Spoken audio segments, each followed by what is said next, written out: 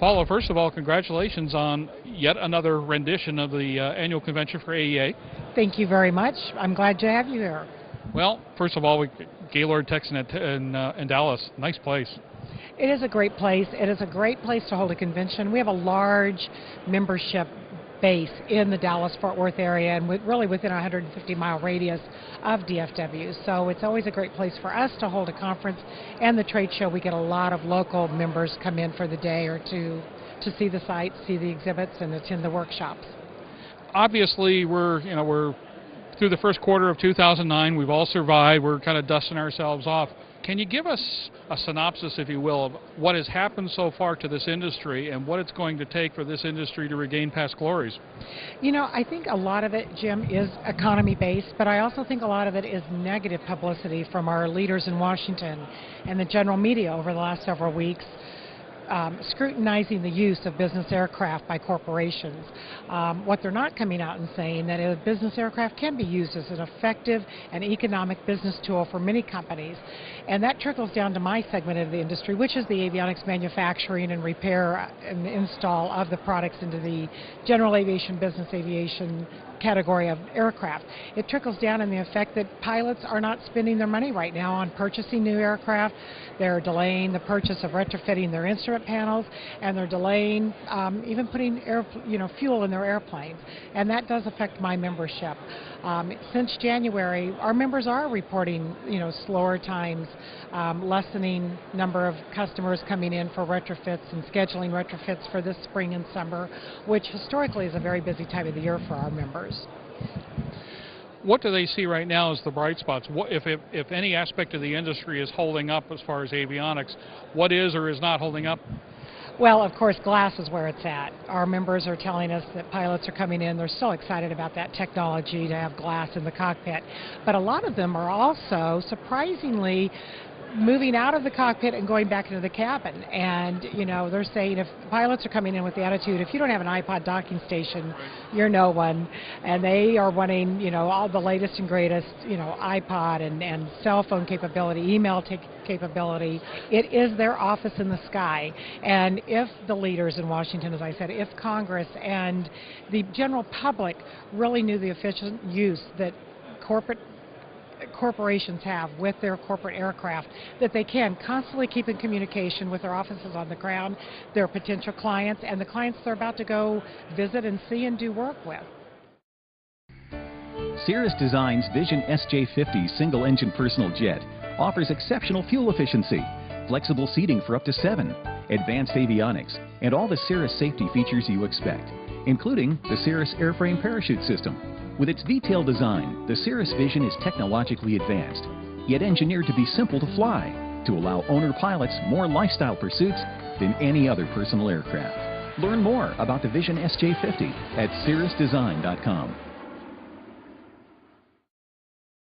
We have a new administration, and no matter which side that you're on at this stage of the game, there's still a lot of mystery about how it's really going to affect aviation. We obviously see some issues with where labor is going to take some precedence that it hasn't in the past and how that's going to affect the industry.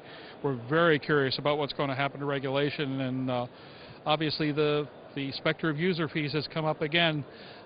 Put your crystal ball together. So tell me what you think is going to happen or what you're concerned about, or for that matter, what you're prepared for. Well, I really think in the matter of the Federal Aviation Administration reauthorization and continued funding, we do have an ally on our side in Congressman Oberstar. He, is still saying, even though the Obama administration has hinted at user fees and has actually used the word user fees in their proposed budget, that he is a strong believer in our current excise method of funding the FAA and for funding next-gen technologies. So we know we've still got to fight ahead. Congress just extended the reauthorization funding, the current funding system, through September of this year, and we know it's not over with. We will continue to keep fighting for the continued method of funding the FAA, and that is through the aviation excise taxes. It's worked brilliantly in the past, it's working brilliantly now, and it will in the future. This is a phenomenal industry because of its incredible mix. I mean, there's a bunch of little 1- and 2-person shops out there, as well as some mega shops. Who's being hit the hardest and who's got the best potential to survive whatever it takes to get through the current economic malaise? You would think the answer would be the very small shop, and yes, they are feeling the effects of this tumbling economy.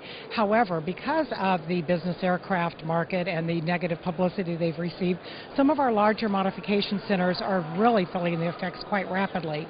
Since January, I don't think it's no surprise that business aviation is off by about 40%, and that is affecting a lot of our larger shops, where traditionally when the cycle is heading downward, it's our smaller, under 10 employee type shop that feels the effects first. But right now we're hearing from a lot of larger mod centers that they're certainly reeling from the effects of this negative publicity of business aircraft. Do you have any idea how it's affected the avionics industry job-wise? Do we have a percentage figure to deal with?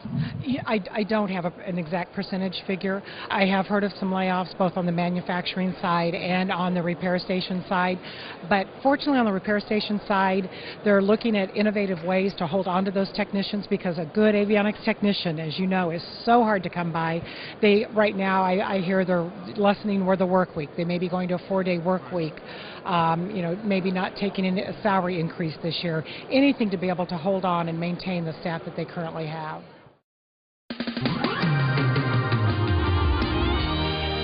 Sunny or cloudy, rainy or bright, day or night. The future of flying is now clearly in sight. Garmin SVT, synthetic vision technology. What was 2008 like for AEA, and what's 2009 look like for you from here on out?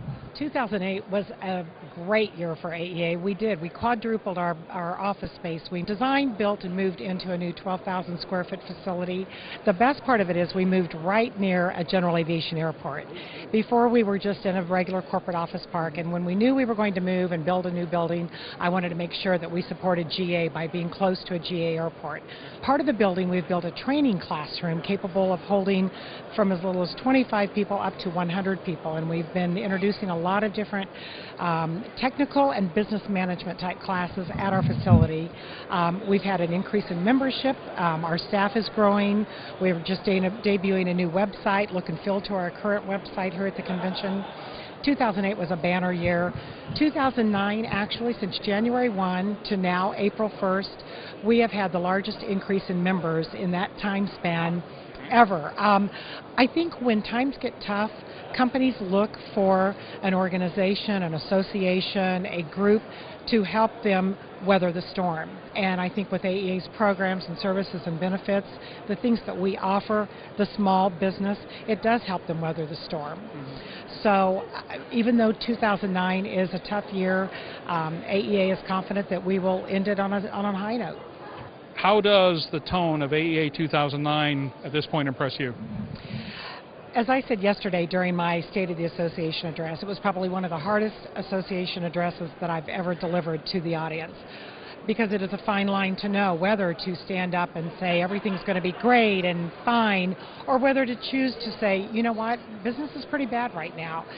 I chose to set the tone as positive yesterday, and I've had a lot of members come up to me and say they appreciated me setting the tone to positive. Everyone realizes that sales are down. Exhibit Hall, while it's one of our largest exhibit halls ever, the floor is not as full as I would like it to be. So you have to face that reality, but at the same time, as we have done many times in the past, we have the guts and we have the determination to get out of this tumbling economy, turn things around, and keep going. We've got next gen around the corner. We have all kinds of avionics opportunities for our industry and for our shops if we can weather this storm, and I believe we will. Paula, thank you so much. Thank you very much.